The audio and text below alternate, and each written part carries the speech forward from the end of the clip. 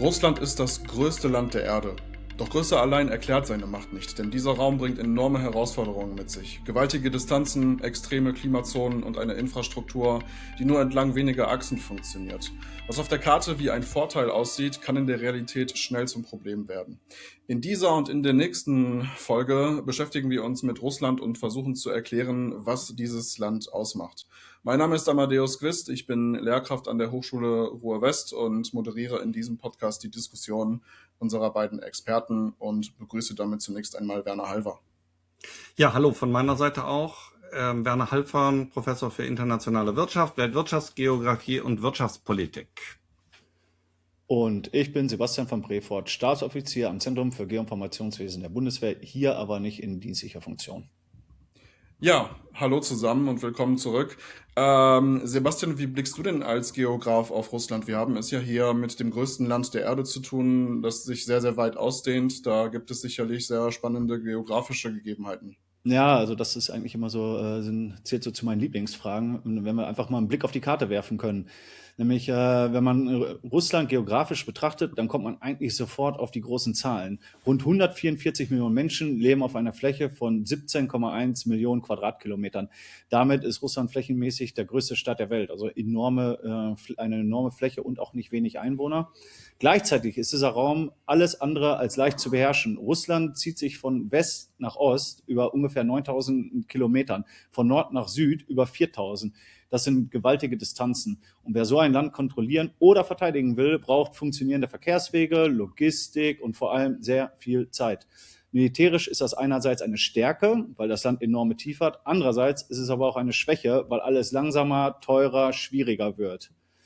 Und genau hier spielt auch das Klima eine große Rolle. Große Teile Russlands liegen in sehr kalten, dünn besiedelten oder schwer zugänglichen Räumen.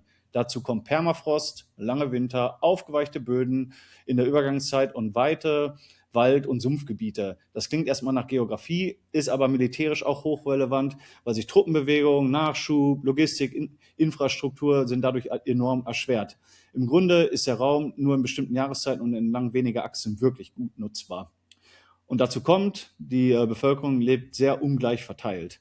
Der Schwerpunkt liegt klar im europäischen Teil Russlands, also dort, wo die großen Städte sind, die Industrie, Verwaltung und die Infrastruktur sitzen. Sibirien und der Ferne Osten sind dagegen viel dünner besiedelt. Militärgeografisch ist das eher strategische Tiefe und Raumreserve als ein Gebiet, das wirklich unter vollumfänglicher Kontrolle steht. Ja, und auch die Demografie ist in Russland ein Thema, genauso wie in Europa. Und in Russland ist nämlich die Geburtenrate liegt bei ca. 1,4 und damit auch deutlich unter dem Bestandserhaltungsniveau. Manche Regionen sind vom demografischen Wandel besonders betroffen, weil die jungen Menschen wegziehen und die Alten zurückbleiben. Und das klingt jetzt erstmal recht trocken, hat aber ganz reale Folgen. Weniger junge Menschen, weniger Arbeitskräfte, weniger Reserve für Wirtschaft und halt auch Militär und natürlich schwierige regionale Entwicklungsperspektiven. Ja, und wirtschaftlich ist Russland zwar groß, aber im Vergleich zu Deutschland deutlich schwächer. Das russische Bruttoinlandsprodukt liegt bei 1,9 Billionen Euro circa, das deutsche bei 4,4 Billionen Euro.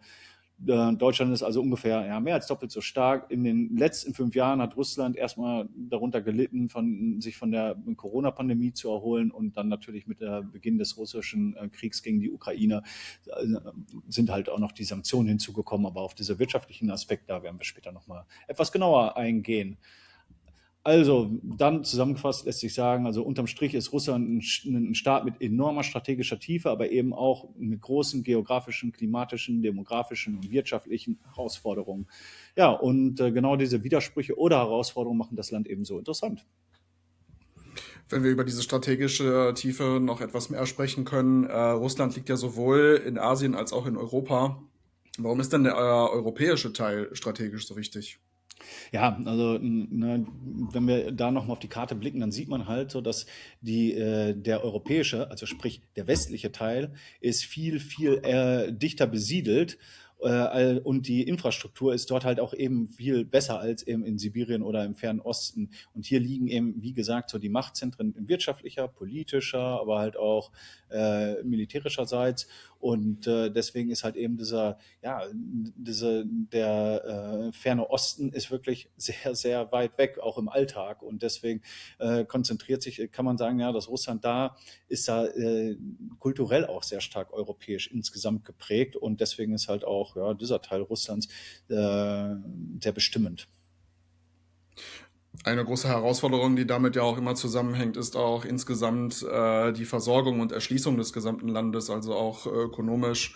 Warum war denn in dem Zusammenhang die Transsibirische Eisenbahn so wichtig? Die gilt ja im Wesentlichen auch als eine der ersten Assoziationen, die wir oft haben mit Russland.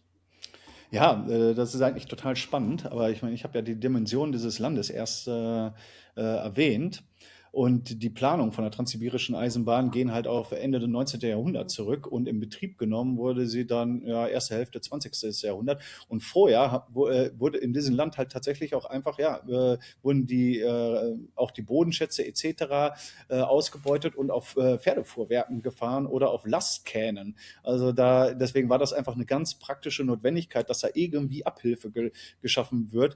Und de facto ist die Transsibirische Eisenbahn auch heute noch, auch in Zeiten von Digitalisierung und natürlich Flugverkehr, immer noch enorm wichtig für die russische Infrastruktur und für das öffentliche Leben. Es ist nach wie vor die wichtigste Ost-West-Verbindung und hat halt auch überhaupt erstmal dazu geführt, dass Sibirien überhaupt angeschlossen ist an das restliche Land, weil was bringt so eine große Fläche, wenn halt einfach auch kein Austausch untereinander besteht, und deswegen ist diese Transsibirische Eisenbahn bis heute von enormer Bedeutung. Darf ich vielleicht mal ganz kurz nachfragen, weil mich das wirklich interessiert. Wie weit, vielleicht weißt du das, hat denn die Transsibirische Eisenbahn auch eine militärstrategische Bedeutung? Also für die Transporte, wir hatten ja mal 1968 auch einen Krieg am Amur mit China dort kurz. Und wie kriegt man dann das militärische Gerät, was wahrscheinlich überwiegend im Westen ist, dann rechtzeitig in den Osten? Ja. Auch wenn das im Moment vielleicht nicht so notwendig ist. Ja, total wichtig. Also ohne die Eisenbahnlinie würde das nicht funktionieren. Okay. Also, also dafür Truppen und Materialverlegung total wichtig. Und eine interessante Sache ist ja auch, dass Russland hat ja andere Schienenbreiten oder wie nennt man das? So, und das ist natürlich Spurweiten, Spurweiten. Genau. Und das ist ja nicht ganz ohne Hintergedanke, sondern das führt natürlich auch dazu, dass halt auch keine ausländischen Mächte einfach dann plötzlich mit ihren Zügen in Russland die Infrastruktur nutzen können. Aber das nur so am Rande erwähnt. Aber so viele Alternativen gab es ja wahrscheinlich auch gar nicht zur Eisenbahn, weil du hast eben gesagt, Straßenwege, Wege, die genutzt wurden, Landverkehr. Aber ich denke mal, mit der Schiffbarkeit der Flüsse, das ist ja so eine Sache Richtung Osten, weil die laufen ja alle in die falsche Richtung, wenn man das mal so salopp sagen darf, weil meistens Nord-Süd verlaufend und nicht Ost-West verlaufend, wie man es eigentlich bräuchte, um den Raum wirklich zu erschließen. Das ist, glaube ich, auch nochmal so ein Nachteil, der gewisserweise aus der Geografie entsteht. Ne? Absolut. Und deswegen halt war das wirklich von ganz fundamentalen Interesse, dass halt eben dieses Transportmittel dann geschaffen wird und auch heute nach wie vor auch genutzt wird. Dauert von Moskau bis Wladiwostok lediglich 6 Tage. Also wenn man mal was unternehmen will, das ist schon eine ganz schöne Tour. Was mich auch weiterhin interessiert, ist, wenn wir auf die Geschichte des Landes blicken, Russland ist ja derzeit mit vollem Namen eigentlich eine russische Föderation, also ein Land, was aus mehreren Teilrepubliken besteht, was auch sich sehr, sehr stark verändert hat, nicht nur erst seit der Sowjetunion. Welche Grenzen sind denn für Russland heutzutage besonders problematisch? Ja, also Russland hat eine ganze Menge problematischer Grenzen und ich meine jetzt dadurch, dass Finnland der NATO beigetreten ist, haben sie nochmal eine zusätzliche lange Grenze unmittelbar am NATO-Gebiet. Das ist natürlich erstmal so, und hinzu kommen dann halt auch noch, dass im Kaukasus natürlich schwierige Regionen sind, wo es zu ethnischen Spannungen kommt, wo regionale Konflikte herrschen. Aber ich wollte jetzt hier ganz gerne auch ein bisschen drauf abheben auf diese enorme Grenze mit China, weil, wie ich es gerade dargestellt habe, so der Großteil der Bevölkerung von Russland lebt eben im Westen und der Osten ist nicht so stark besiedelt. Ganz im Gegenteil, im Gegensatz dazu dann halt eben zu China. Und da hat China dann, da wird der chinesische Einfluss in diesen Gebieten nimmt immer mehr zu und auf russischer Seite wird da teilweise ein Ungleichgewicht befürchtet. So, und es ist ja auch durchaus schon zu Konflikten in der Vergangenheit gekommen. Und zwar, ich glaube, das war 1969 am Usuri-Fluss. Also da gab es man kann es jetzt nicht einen Krieg nennen, aber es waren schon Spannungen, wo es auch zu Auseinandersetzungen gekommen ist. Und deswegen, das erwähne ich nur deshalb so, weil man ja in der heutigen Zeit, wenn man halt eben das tagespolitische Geschehen verfolgt, den Eindruck bekommen könnte, dass Russland und China schon seit jeher engste Partner und beste Freunde sind. Dem war nicht immer so und deswegen kann man vielleicht auch skeptisch auf die gegenwärtige Situation blicken, wenn sich so halt ewige Freundschaft geschworen wird. Vielleicht blicken wir auch einmal insgesamt auf die Geschichte Russlands als Nachfolgestaat eben der Sowjetunion und auch vielleicht in die Zeit vor der Sowjetunion. Werner, wie würdest du das geschichtlich einmal in der Entstehung des Landes einordnen? Ja, man kann es nur ganz oberflächlich und staccato-mäßig hier natürlich benennen, weil die russische Geschichte ist sehr kompliziert. Sie ist durch viele Brüche gekennzeichnet, aber auch gewisse Kontinuitäten.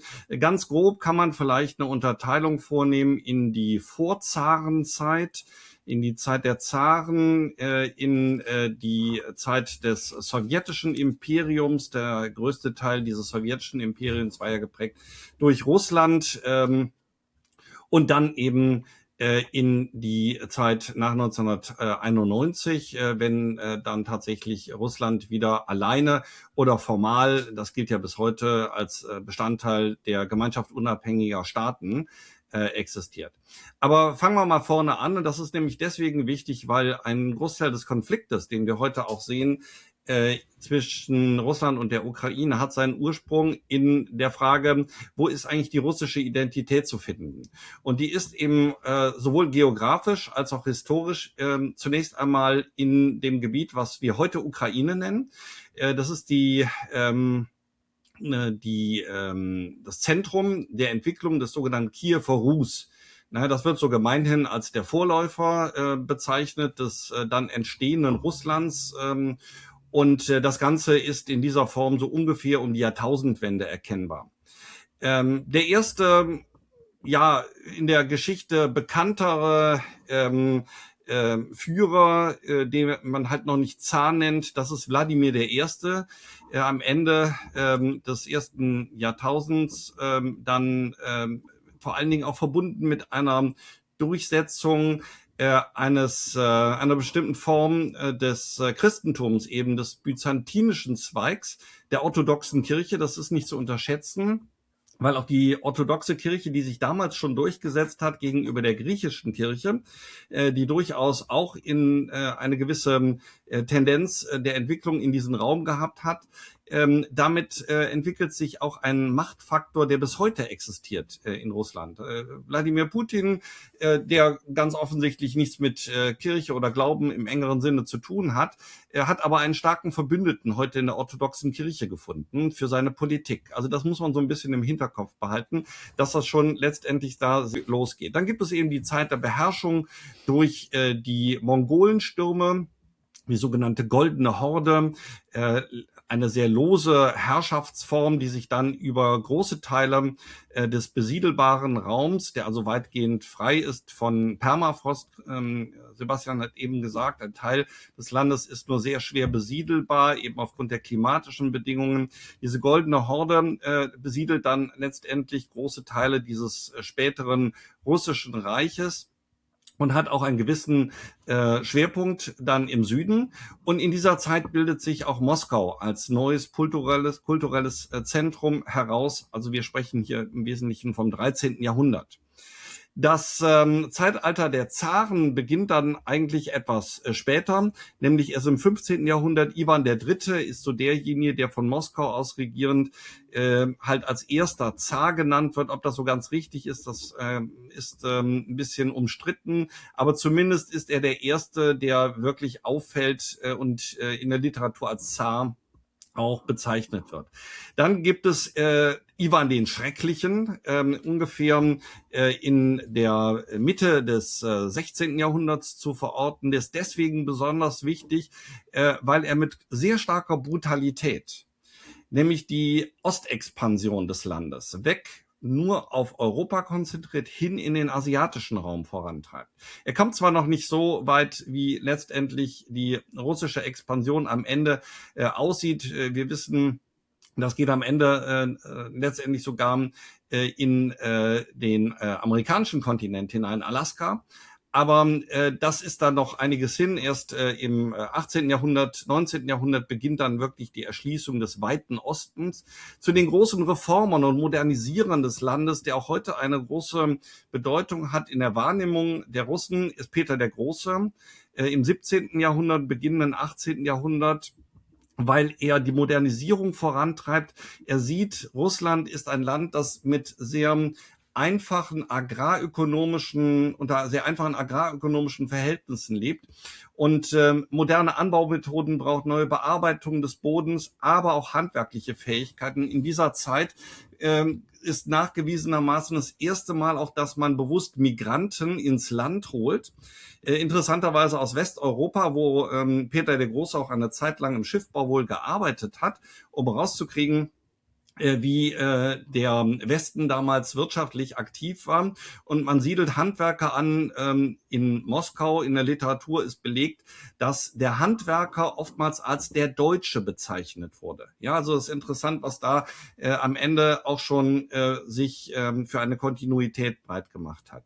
Also er ist einer der großen Regenten und erweitert Russland natürlich zur großen Ostseemacht. Peter der Große, dann Sankt Petersburg, nicht? Das ist natürlich auch Namensgeber dann für die Bedeutung der Verschiebung der Macht irgendwann hin in den Norden hinein. Und dann kommt sie ja später nach der Zarenzeit wieder zurück nach Moskau, aber zwischendurch eben halt nach St. Petersburg. Eine weitere sehr bemerkenswerte Persönlichkeit ist natürlich Katharina die Groß. Auch da wieder die kulturelle und politische Verbindung mit dem Westen. Sie ist aus einem deutschen Fürstenhaus. Ja, und durch Heirat kommt sie halt nach Russland. Ihr Mann stirbt relativ früh. Und sie übernimmt die Regentschaft. Und das Besondere, was von ihr geblieben ist, als was von Relevanz ist für die langfristige russische Entwicklung, sie beginnt das Reich einzuteilen in 40 sogenannte Gouvernements. Das ist ein Versuch, ein so riesiges Reich, und das hatte ja damals noch nicht die Dimension, die wir heute kennen, zu differenzieren. Man merkt, Katharina die Große merkt, dass eine politische Macht nur von einem Pol aus eigentlich nicht möglich ist. Langfristig setzt sich das aber nicht durch, diese dezentrale Raumorganisation, sondern es herrscht am Ende des Tages halt wieder der Zentralismus, in dem Fall eben bis heute von Russland ausgehend.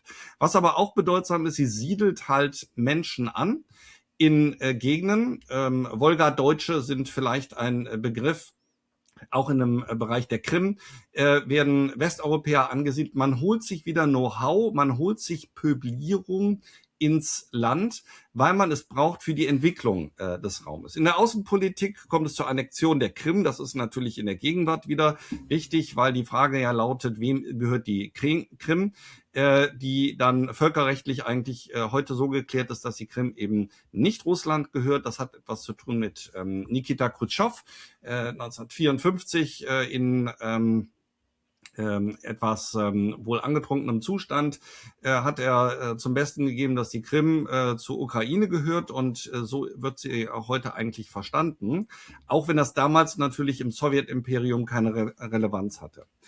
Wir sehen dann in der Welle der Entwicklung am Ende des Zarenreiches die Romanows, das ganze System bricht zusammen. Man verliert einen Krieg, eben den russisch-japanischen Krieg, das 1905 dann das Ende der direkten Macht der Zaren. Sie bleiben zwar noch bis 1917 formal an der Regierung, aber das Land gerät immer mehr in Wirren und in die Folgen des Ersten Weltkrieges wird verbunden, wird mit dem Ersten Weltkrieg wird halt in die Schlachten hineingezogen. Und dann geht es eben los 1917 mit der kommunistischen Revolution. Wieder ein Mensch, der im Westen große Teile seines Lebens verbracht hat, sozialisiert wurde, zumindest was seine Ausbildung angeht. Lenin, ja, wie er dann sich nennt. Der Name ist eigentlich etwas anders.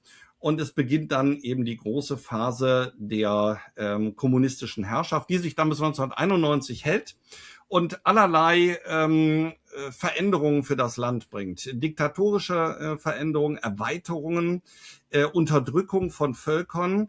Die ganzen Staaten, die dann im Laufe der Jahre zur Sowjetunion kommen, dazu gehört auch die Ukraine, sind in den Anfangsphasen der leninistischen Herrschaft, später der stalinistischen Herrschaft zu Russland gekommen, aber keineswegs freiwillig, ja, sondern sie sind eigentlich in dieses System der sozialistischen Sowjetrepubliken dann überführt worden. Dann kommt der große Vaterländische Krieg gegen das Nazireich, der eine Zäsur darstellt. Es wird jedes Jahr in Russland wird der große Sieg über Nazi-Deutschland gefeiert. Das ist also eine sehr wichtige Position. Man ist in der Lage, den Westen letztendlich militärisch zu besiegen. Das ist die Kernaussage, die jedes Jahr da wieder erneuert wird. Und damit wird natürlich auch immer ein Machtanspruch verbunden. Ja, dann bricht das Sowjetreich letztendlich zusammen. 1991 ist Schluss. Am Ausgang des Jahres ist dann Schluss im Dezember. Und es beginnt eine völlig neue Epoche, dann eine Epoche, die auch geprägt ist durch viele Wirrungen. Der große Reformator Michail Gorbatschow, der versucht hat, die letzten Jahre des Sowjetimperiums, das Sowjetimperium zu optimieren, besser zu machen.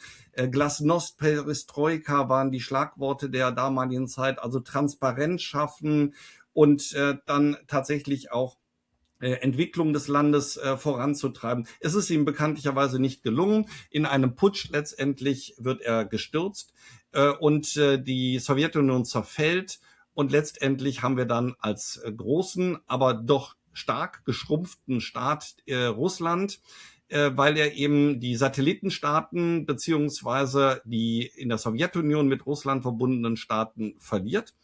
Und damit ist erstmal der Großmachtstatus weg. Und wenn wir heute die Politik von Putin sehen, dann ist das letztendlich nichts anderes als der Versuch, diesen einmal erreichten Großmachtstatus spätestens im 20. Jahrhundert wieder zu erlangen.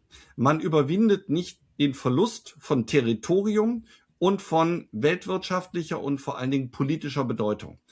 Das sind, sagen wir mal, so die großen Meilensteine. Das ist natürlich im Einzelnen viel komplizierter als hier dargestellt, aber zeigt so ein bisschen, man ist letztendlich immer wieder hin und her gerissen in der Entwicklung zwischen Modernisierung und dann wieder Schritte zurück, die geschuldet sind einem politischen Machtanspruch.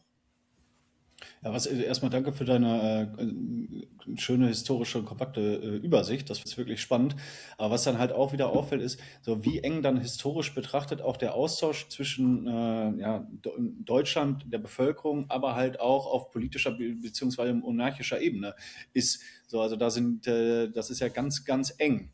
Und diese Entfremdung, die jetzt natürlich mittlerweile eingesetzt hat, so die war, deswegen erwähne ich das ja eigentlich nur, die war historisch nicht immer so offensichtlich. Ja. Richtig. Ne? Und das muss man auch sehen. Die ganze Kultur des Landes ist in großen Teilen halt mit Europa verbunden. Man sagt so schön, hat sich gegenseitig bereichert. Wir hören russische Musik, Tschaikowski, wir lesen russische Literatur, sei es Tolstoi, sei es Dostojewski, sei es dann später die moderneren Schriftsteller, die auch sich kritisch mit dem Sowjetreich auseinandergesetzt haben, Pasternak. Also das sind alles Zeichen, dass es da eben lange Verbindungen gibt. Aber und das macht auch hoffnungsvoll für eine Zeit, für eine bessere Zeit, die es geben wird, bin ich mir ganz sicher, dass man wieder da anknüpfen kann an Gemeinsamkeiten, auch wenn sie im Moment halt offensichtlich völlig negiert werden. Aber wir wissen halt zum Beispiel nicht, wie stark diese politische Gruppe, die heute Russland regiert, wirklich einen Rückhalt hat in der Bevölkerung. Wir wissen von der Zivilgesellschaft zurzeit sehr, sehr wenig. Deswegen können wir gar nicht sagen, ob diese historischen Wurzeln eigentlich im Moment vielen bewusst sind. Denn eins hat man ja in Russland in den letzten Jahren auch gemacht, etwas, was Diktaturen immer wieder gerne machen. nämlich nicht nur die Medien für sich einzunehmen und in ihrem Sinne Propaganda zu verbreiten, sondern vor allen Dingen das Bildungssystem in ihrem Sinne zu verändern. Und wenn da eine heranwachsende junge Generation, ich sag mal, Geschichtsklitterung erfährt, dann ist das natürlich eine große Gefahr auch für zukünftige Zusammenarbeit, dass man letztendlich bei den jungen Menschen gar nichts mehr weiß von den eigentlich gemeinsamen europäischen Wurzeln und Werten, die es mal gegeben hat. Wie hat sich denn Russland in dieser Zeit insgesamt wirtschaftlich entwickelt und verändert? Also Russland ist, ich habe das eben kurz bei dem historischen Überblick angedeutet, im Wesentlichen ein Agrarstaat gewesen. Ja, es gibt natürlich Handelsbeziehungen, aber im Wesentlichen ein Agrarstaat. Und das wird, wenn Lenin die Macht an sich reißt, ein ideologisches Problem. Denn man bezieht sich ja auf den Kommunismus und Karl Marx hat gesagt, also mit den Landwirten kann man keine Revolution machen. Und deswegen musste Lenin schon diesen Spagat ideologisch hinlegen. Er musste eigentlich erstmal ein Proletariat schaffen in Russland. Die Industrialisierung ist nicht so tief ins Land erstmal vorgedrungen, war eher im westlichen Teil und dann auch noch nicht so ausgeprägt. Also er braucht die Bauern in der DDR, nannte man das dann auch, den Bauern und Arbeiterstaat, ganz ähnlich dann in Russland, weil eben die Industrialisierung doch stark zurückhing. Und diese agrarwirtschaftliche Fokussierung verändert sich dann in der Sowjetzeit. Man wird dann ein echtes Industrieland. Es ist aber eine gelenkte Industrialisierung, sodass wir sagen können, die Schwerindustrie, die Anfänger einer Computerindustrie. Ich erinnere an den Sputnik-Schock, als es Russland gelingt, schneller als die USA im Weltall zu sein und einen Satelliten auszusetzen. Da zeigt sich eine technologische Überlegenheit. Man baut Hochschulen aus, man ist in dem Bereichen Informatik und Physik, Astronomie sehr, sehr fortschrittlich, und trotzdem gelingt es halt nicht, wettbewerbsfähige Produkte zu entwickeln. Und das ist dann am Ende der Sowjetzeit eben das Böse, weil dann ist quasi nichts da, wo ich die Weltmärkte mit versorgen kann, außer ja dem Fluch und Segen zugleich, nämlich Erdöl und Erdgas. Das wurde natürlich auch in Sowjetzeit exportiert, auch in den Westen. Erstes Erdgasröhrengeschäft Deutschland mit Russland geht schon auf Konrad Adenauer zurück, zumindest in den Vorbereitungen. Man hat also in der Sowjetzeit mit dem Westen trotz aller ideologischer Probleme stark zusammengearbeitet. Aber es ist eigentlich nach dem Zerfall der Sowjetunion das Einzige, was da bleibt. Die Sowjetunion ist ein Industrieland und das zerfällt. Und dann kommt die russische Föderation und eigentlich habe ich nur Erdöl. Und das wird zunächst einmal zum Segen, weil Ende der 90er Jahre der Erdölpreis enorm steigt. Und damit wird Russland wieder reich, hat wieder wirtschaftliche Ressourcen, aber sehr, sehr vergängliche. Einmal, weil der Erdölpreis sehr volatil ist und zum anderen, ich habe sonst keine großen Industrialisierungsansätze. Und das ist bis heute ein Riesenproblem. Im Moment wird das natürlich ein bisschen kompensiert dadurch, dass man auf Kriegswirtschaft umstellt. Da hat man natürlich Industrie vor allen Dingen für den Bau von Waffen. Aber das ist bekanntlicherweise halt keine Technologie, die wirklich einer zivilen Ökonomie irgendwie dauerhaft dienlich ist. Es ist in dem Zusammenhang wirtschaftsgeografisch ja auch so, dass Öl und Erdgas vor allem auch über die Landwege, über die Pipelines transportiert wird, insbesondere zu den Abnehmerländern in der Europäischen Union, zumindest bis vor dem Ukraine-Krieg. Gewisse Potenziale erhofft man sich natürlich auch durch den Zugang in das Arktische Meer. Welche Rolle spielt denn die Nordroute für Russland dort ökonomisch und militärisch? Also da geht jetzt der geopolitische Fokus geht immer stärker in diese Region. Man merkt halt, da findet auch ein Kampf um Territorien statt. Und die arktische Nordostpassage ist theoretisch halt auch ein enorm wichtiger strategischer Verkehrsraum. Praktisch aber im Moment halt noch durch Eis, Wetter, fehlende Infrastruktur, operative Unsicherheiten klar begrenzt. Aber der Klimawandel führt halt dazu so, dass die Phasen, in denen diese Region schiffbar ist oder diese Passage, immer mehr zunehmen. und deswegen halt jetzt auch immer mehr im Interesse stehen. Allerdings, wenn man sich dann halt eben über die Kapazitäten jetzt dann anschaut der unterschiedlichen Länder, dann sieht man, dass Russland da, gerade was halt so diese atombetriebenen Eisbrecher angeht und so, schon sehr, sehr gut aufgestellt ist. Also da sind schon Kapazitäten da, in denen sie auch dann teilweise den USA überlegen sind. Ja, und vielleicht ganz kurz noch eine Ergänzung.